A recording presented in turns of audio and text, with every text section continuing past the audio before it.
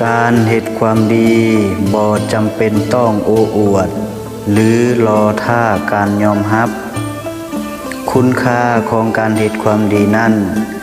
อยู่ที่ตัวการกระทำนั่นเองอันนี้ก็เป็นหนึ่งในศิลปะ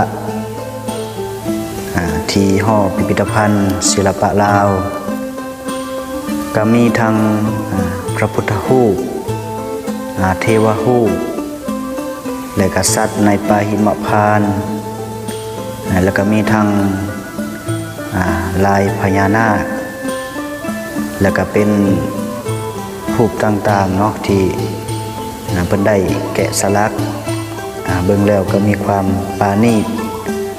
จบงาม